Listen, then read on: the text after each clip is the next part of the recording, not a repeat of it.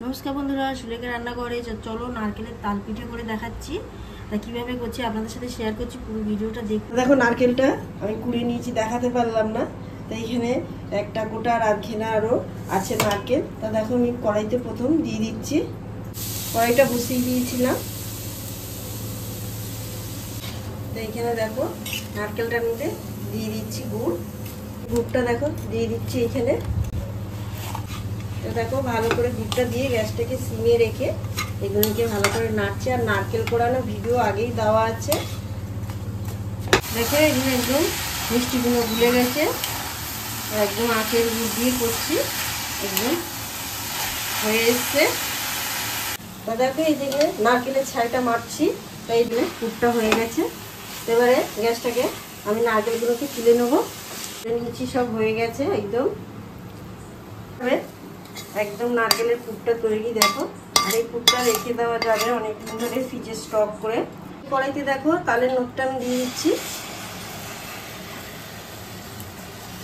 একটু সামান্য তালের নোটের একটু নুন দিয়ে দেবো, অল্প একটু দেখো নুনটা দিয়ে দিচ্ছি।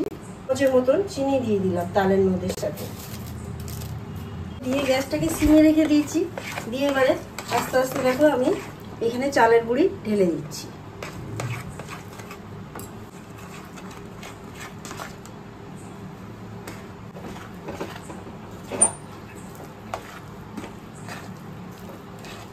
এখানে মোটামুটি একদম 4-2 বাটির মতন লাগলো চালের গুঁড়িটা। তাই এবারে দেখো একটু গ্যাসটাকে জোরে দিয়ে ভালো করে চারিদিক দিয়ে নিয়ে মাখিয়ে নেবো। এখানে কিন্তু জল একদম আমি ব্যবহার করলাম না। দেখো এটা পুরো আমি হয়ে গেছে, পুরো মাখানো। দেখো একদম গরম ভাব উঠছে, তাই এটাকে আমি সরিয়ে রেখে দিচ্ছি। গরম মশলা দেখো ডোটাকে আমি দুটো ভাগ করে নিয়েছিলাম। একটা ভাগ দেখো আমি তৈরি করে নিয়েছি পিঠেগুলো।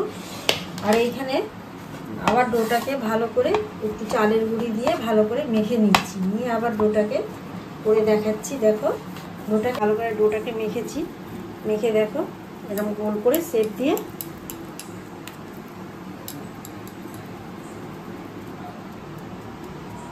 দেখো গোল হয়ে গেছে।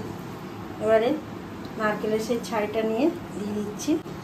দিয়ে দেখো চারিদিক দিয়ে ভালো করে নিয়ে এটাকে এইভাবে নিয়ে শেপ দিয়ে তারপরে এই এরকমভাবে সব দিয়ে দিচ্ছি।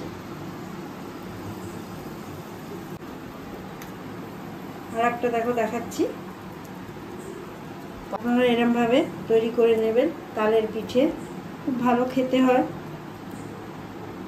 দেখো এইভাবে মুড়ে দিয়ে একদম গুড়টাকে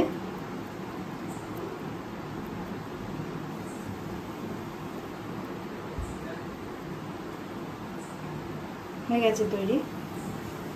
দেখো সব এখানে।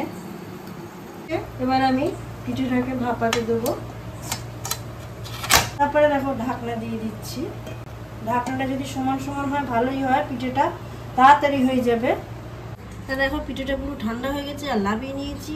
একদম কত সুন্দর হয়েছে একদম তালের পিঠে। আর দেখে যদি ভালো লাগে অবশ্যই চ্যানেলটাকে সাবস্ক্রাইব করবে, লাইক করবে, কমেন্ট করতে ভুলবেন না।